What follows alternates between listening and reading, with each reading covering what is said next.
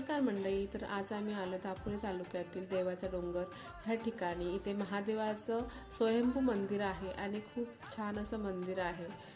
हा आहे मंदिराचा गाभारा आणि इथे खूप लोक येत असतात दर्शनासाठी आणि हे गावसुद्धा खूप सुंदर आहे. हा आहे गावाचा आजूबाजूचा परिसर. संध्याकाळची वेळ होती आणि खूप छान वाटत होतं. ह्या साईडला जे दिसतंय ते खेड तालुका आहे आणि इकडे आलं ह्या साईडला तर इकडे दापोली तालुका येतो.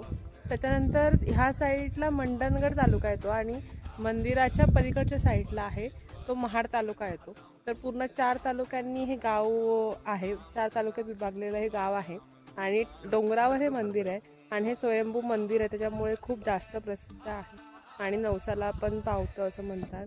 स्वयंभू मंदिर आहे, खूप भाविक इकडे येत असतात आणि दर्शन घेत असतात. वातावरण पण खूप सुंदर आहे, सगळ्या आजूबाजूला बघाल तिकडे डोंगर दिसतात आणि खूप भारी वाटतं, मन एकदम प्रसन्न होतं. पावसाळ्याच्या वेळेला तर खूप बघण्यासारखं असतं. मिनी महाबळेश्वर बोलला तरी चालेल, कारण की पूर्ण धुकं असतं दिवसभर. संध्याकाळचं तर खूप जास्त होतं, पण तुम्ही संध्याकाळच्या वेळेला जर आता भेट दिली तर तुम्हाला नक्कीच छान अनुभव येईल.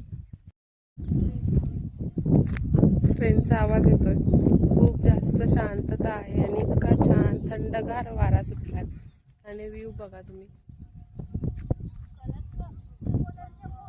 किती छान दिसतंय, बघायला किती छान वाटतंय आणि मन एकदम शांत होतंय. खूप शांतता आहे, खूप म्हणजे खूप शांतता आहे. इथून निघण्याचं मनच होत नाहीये.